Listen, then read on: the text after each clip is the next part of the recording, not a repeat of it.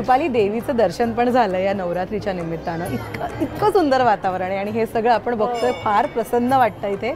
आत्ता काय फिलिंग आहे तुला? खूप छान वाटतं. म्हणजे मला पर्सनली हे सगळं खूप आवडतं. म्हणजे मगाशी तू बघितलंस मी तिथे उभं राहून पाणी पाहिलं मला कारण आपण रोज सकाळी उठतो, सेटवर जातो, शूटिंग करतो, परत घरी येतो. या अशा ना निसर्गाच्या सानिध्यात राहायचं मला वाटतं राहून जातं आहे, विसरून गेलो आहे आपण.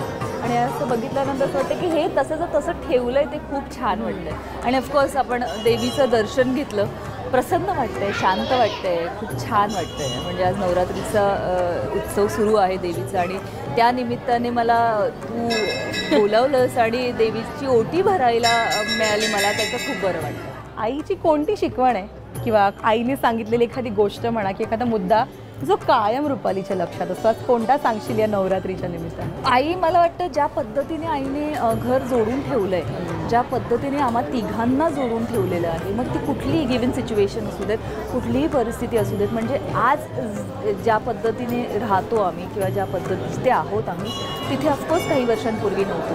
आणि मला असं वाटतं की तुझ्यापेक्षा जास्त चांगलं कोणाला माहीत नाही, कारण मी ओपन इंटरव्ह्यूज दिलेले आहेत. माझं काही असं बंद पुस्तक नाही आहे. It is open book for everybody आणि त्यांना सगळ्यांना माहिती आहे प्रवास माझा. सो मला असं वाटतं की पण त्या सगळ्या परिस्थितीत आई ज्या जिद्दीने उभी राहिली आणि ज्या जिद्दीने तिने घर बांधून ठेवलं आहे. आणि डिवाइड अँड रूल ही पॉलिसीच नाही आहे आमच्याकडे.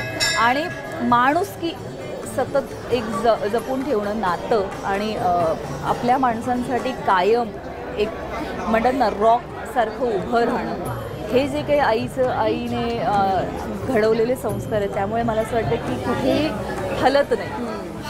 हलतो माणूस म्हटल्यानंतर थोडंसं हलायला होतं कधीतरी, पण ते थोड्या वेळासाठी होतं. अगदीच असं अरे नाही असं वगैरे एवढं हलणं होतं फक्त.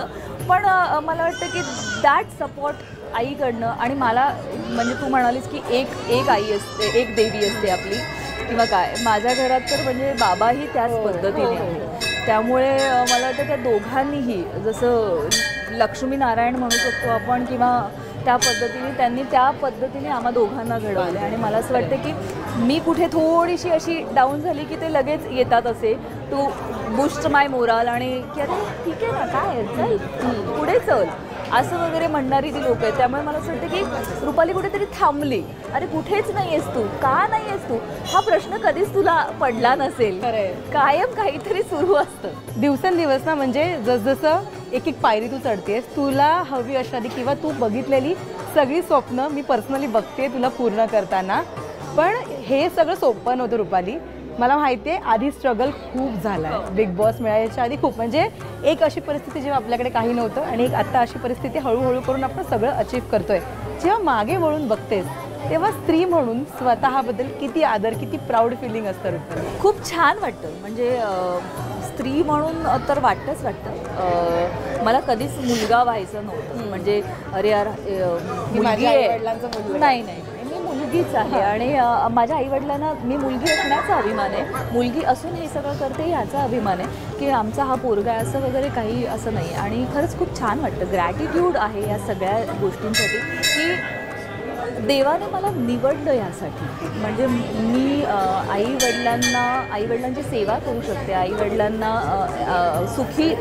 सुखी काय म्हणणार मी काही एवढी मोठी नाही आहे की त्यांना सुखी वगैरे, पण त्यांना 4 आनंदाचे क्षण देण्यासाठी देवाने माझी निवड केली. आणि मला असं वाटतं की मी भाग्यवान आहे की मला त्या गोष्टी करायला मिळतात, त्यांची सेवा करायला मिळते. आणि मला असं वाटतं की त्यांची सेवा करणं, आईवडिलांची सेवा करणं हे सगळ्यात मोठं पुण्य आहे. आणि ते कुठेतरी मला तोंडावर कदाचित ते म्हणणार नाहीत, पण तरी दोघांमध्ये मधलं बोलणं किंवा काय असताना जे बोलत असतील किंवा काय त्यांच्या तोंडून निघत असतील, ते मला असं वाटतं की ते आशीर्वाद मला माझ्या कामातनं तुम्हाला दिसते मी किंवा अजून काही गोष्टी अचीव्ह करताना दिसत असेल, त्यावेळेला मला वाटतं की ते त्यांचे आशीर्वाद आहेत जे मला पावलोपावली अनुभवायला मिळतात. आणि मागे वळून बघताना मी हेही म्हणते की देवाचे आभार मानते की हा सगळा प्रवास तू मला करायला लावलास आणि माझ्या आयुष्यातला हा प्रवास तू घडवलास. त्याच्यामुळे कदाचित मी कुठेतरी खूप काय म्हणतात हेडस्ट्रॉंग झाले, कुठेतरी खूप माणूस म्हणून कसं उभं राहावं, खचू नये आणि स्वतःवरचा विश्वास कुठे ढळता कामा नये.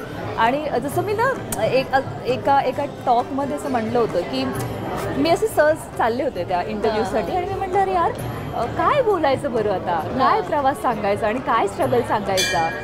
तर मी चालले होते तर मला ही खूप सवय आहे, तुला माहिती आहे की मला स्वतःशी पण बोलायची सवय आहे, गाडीतल्या बाप्पाशी बोलायची सवय. सो मी जस्ट असं स्पेलिंग सगळं हे करत होते. म्हटलं अरे हां FAIL फेल. म्हटलं हां फेल. सो फेल मी गाडी चालवताना करत होत्या, इथनं ते कुठल्या तरी एका डेस्टिनेशनपर्यंत जायचं होतं. सो मी गाडी चालवतो चाललं होतं F असं सगळं चाललं होतं. So we spell FAIL is fail, okay.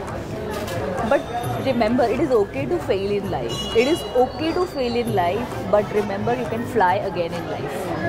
So हा ॲटिट्यूड आणि हा अप्रोच घेऊन मी सकाळी उठते की ठीक आहे ना, ओके नाही झालं, फेल झालं, ओके ठीक आहे, but I can fly again. Absolutely.